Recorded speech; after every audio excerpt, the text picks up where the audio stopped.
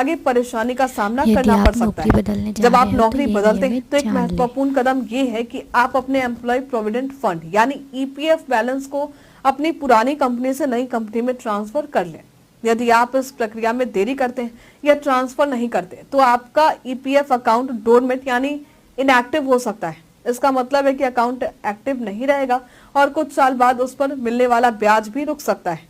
इस समस्या से बचने के लिए अपने ईपीएफ पर लगातार इंटरेस्ट प्राप्त करने के लिए ये जरूरी है कि नौकरी बदलने के बाद जल्द से जल्द अपना ईपीएफ बैलेंस ट्रांसफर कर लें।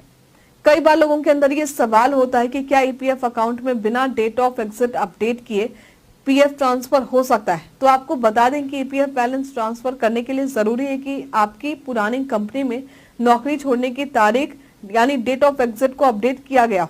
यदि ये तारीख अपडेट नहीं हो जाती तो ईपीएफ ट्रांसफर संभव नहीं होगा। ईपीएफ के नियमों के अनुसार जब आप नौकरी छोड़ते हैं तो ये डेट ऑफ एग्जिट जरूरी होता है, खासकर जब आप ऑनलाइन ट्रांसफर करना चाहते हैं।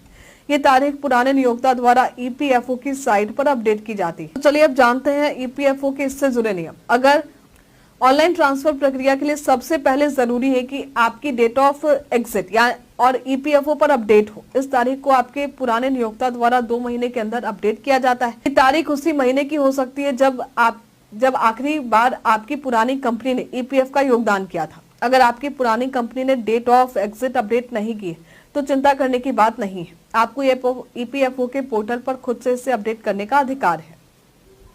तो चलिए अब जानते हैं कि ईपीएफओ के लिए डेट ऑफ एग्जिट कैसे अपडेट करें। तो सबसे पहले ईपीएफओ के पोर्टल पर जाएं और अपने यूएएन और पासवर्ड से लॉगिन करें। इसके बाद मैनेज टैब पर क्लिक करें और मार्क एग्जिट के ऑप्शन को चुनें। ड्रॉप डाउन से अपने पुराने पीएफ अकाउंट नंबर को चुनें। यहाँ आपको अपनी नौकरी छोड़ने की तारीख और कारण भरना होगा। इसके बाद आधार से लिंक मोबाइल नंबर पर भेजे गए ओटीपी को डालकर रिक्वेस्ट सबमिट कर दें। ध्यान रख दें कि एक बार डेट ऑफ एग्जिट अपडेट हो जाने के बाद इसे बदला नहीं जा सकता। अब आसानी से ये चेक कर सकते हैं कि आपका ईपीएफ बैलेंस ट्रांसफर हुआ है या नहीं हुआ है। इसके लिए आपको ईपीएफओ के पोर्टल पर लॉगिन करना होगा। तो चलिए अब जानते हैं ईपीएफओ पोर्टल पर लॉगिन कैसे करें। तो व्यू मेन्यू में जाएं और पासबुक ऑप्शन को चुनें। अपने यूएएन और पासवर्ड से लॉगिन करें। सभी एमआईडीएस यानी मेंबर आईडीएस की पासबुक देखें। अगर बैलेंस ट्रांसफर हो गया है तो ये नई कंपनी के पीएफ अकाउंट में क्रेडिट एंट्री के रूप में दिखेगा। यदि बैलेंस ट्रांसफर नहीं हुआ है तो पुरानी कंपनी के पीएफ अकाउंट में बैलेंस दिखेगा। ऐसी स्थिति में आप ऑनलाइन ट्रांसफर क्लेम फाइल कर सकते हैं। तो चलिए अब जानते हैं कि ईपीएफ बैलेंस ट्रांसफर करना क्यों जरूरी है। तो बेहतर ब्याज दर के लिए जब आप ईपीएफ